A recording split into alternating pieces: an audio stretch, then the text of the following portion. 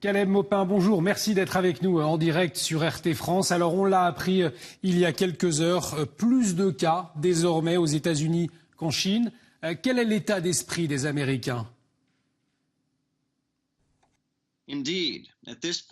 En effet, en ce moment, il y a plus de 163 000 personnes aux États-Unis qui sont des cas confirmés de coronavirus. Et il y a eu plus de 2860 morts du virus. Il est également important de comprendre qu'à New York City, d'où je vous parle, nous sommes au centre de la crise. Il y a des dizaines et des dizaines de cas confirmés. C'est très important, c'est une crise massive et des actions sont prises, notamment l'arrivée de ce navire que vous avez vu à l'écran. Donc il y a beaucoup d'actions menées, beaucoup d'efforts et le gouverneur de l'État de New York dit que la situation est bien pire qu'évaluée. L'État n'était pas prêt. Alors, vous le disiez, ces images ont d'ailleurs fait le tour du monde. L'arrivée de ce bateau militaire hôpital dans la baie de New York avec 1000 lits. À l'heure où nous nous parlons, quelle est la situation sanitaire aux États-Unis ? Ce navire contient effectivement 1000 lits et 12 salles d'opération. Des opérations pourront être menées sur le bateau pour sauver des vies. Mais un problème aux États-Unis, c'est que nous manquons de respirateurs et des arrangements ont été conclus avec General Motors, General Electric, des entreprises, afin de produire plus de 50 000 respirateurs au cours des 100 prochains jours. De plus, l'Institut des technologies du Massachusetts travaille sur le développement d'un respirateur à bas coût qui coûtera, on l'espère, moins de $100. Et il y a vraiment beaucoup de demandes pour les respirateurs. Donald Trump a même dit que si la production de respirateurs suit les plans tels qu'ils existent aujourd'hui, alors ils enverront des respirateurs en France, en Espagne et en Italie afin de les aider dans leurs efforts. Il y a également des problèmes au niveau du dépistage. Beaucoup de gouverneurs demandent la mise à disposition de tests pour dépister leur population, mais il n'existe pas encore selon eux. Et ils sont très critiques envers Donald Trump. Il y a également beaucoup d'optimisme à propos du projet Abridge, qui est un partenariat privé-public entre les entreprises américaines, la République de Chine et le gouvernement américain. La Chine s'apprête à envoyer des masques, par exemple 10,3 millions de gants et des thermomètres. Donc ce projet Airbridge a commencé et les premières fournitures sont arrivées samedi. Et c'est une source d'espoir, car on sait maintenant que des respirateurs sont produits en masse. Donald Trump a fait jouer l'acte de la production en période de guerre qui lui permet de réquisitionner des actions au niveau de l'industrie. Alors, vous nous le disiez un instant, risque de pénurie, beaucoup de production de respirateurs notamment pour y faire face. Dans le même temps, les États-Unis ont décidé de venir en aide également en Europe, notamment en Italie, avec 100 millions de dollars d'aide médicale.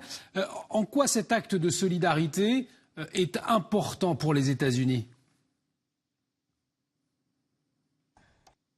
Je pense qu'à ce stage, les États-Unis se rendent compte que l'Italie a reçu de l'aide de la Russie, de la Chine, de Cuba. Et si les États-Unis ne les aidaient pas également, alors cela serait très mauvais pour leur propre réputation. Les États-Unis veulent s'assurer qu'ils font part de solidarité, qu'ils font preuve de solidarité avec l'Italie comme les autres pays l'ont fait. Il y a eu un appel au niveau mondial pour que les États-Unis lèvent leurs sanctions contre le Venezuela, l'Iran, etc. Parce que cela exacerbe la situation dans ces pays. Les États-Unis sont la cible de beaucoup de critiques au niveau international pour leur renforcement des sanctions et de l'isolement économique qui entrave la capacité de ces pays à recevoir des aides économiques. Il y a eu une lettre commune de beaucoup de pays qui ont écrit aux États-Unis pour leur demander de mettre un terme à ces sanctions unilatérales sur les pays en question parce qu'ils essayent de mobiliser et d'obtenir de l'aide médicale afin de lutter contre ce virus et éviter la propagation de la pandémie. Mais Mike Pompeo, le secrétaire d'État américain, insiste pour qualifier le virus de virus chinois ou de grippe de Wuhan et continue à essayer de diaboliser la Chine et sa population. Donald Trump semble être plus amical envers la Chine, mais en tout cas Mike Pompeo insiste et continue à blâmer la Chine pour la crise et veut renforcer les sanctions contre des États qui ont vraiment besoin d'aide. Alors, pour conclure, vu des États-Unis, quelles conséquences cette pandémie peut avoir sur les relations entre les États-Unis justement et l'Europe ?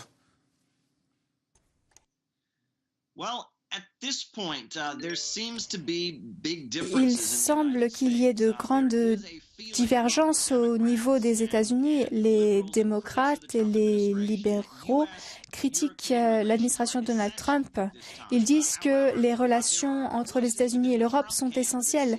Mais certaines personnes dans le parti de Donald Trump disent que les États-Unis devraient au contraire renforcer leur isolement avec l'Union européenne. Il y a beaucoup de controverses et on redoute des conséquences sur l'économie américaine. On observe de près les marchés boursiers. Il y a eu un programme de relance, mais les banques vacillent, les hypothèques ne sont pas remboursées et un Américain sur 5 a déjà perdu son travail, en tout cas une source de revenus importante. Donc les conséquences économiques sont très, très graves. Et Donald Trump a préconisé des dépenses très élevées pour renforcer les États-Unis après la crise, une fois que la pandémie disparaît, en espérant que cela pourrait renforcer l'économie. Mais en tout cas, les États-Unis sont vraiment au bord du gouffre après le désastre du Covid-19 et cela pourrait avoir un impact sur les relations avec l'Union européenne. Merci beaucoup Caleb Maupin. Bon courage dans votre confinement à New York City. Je rappelle que vous êtes correspondant RT aux États-Unis.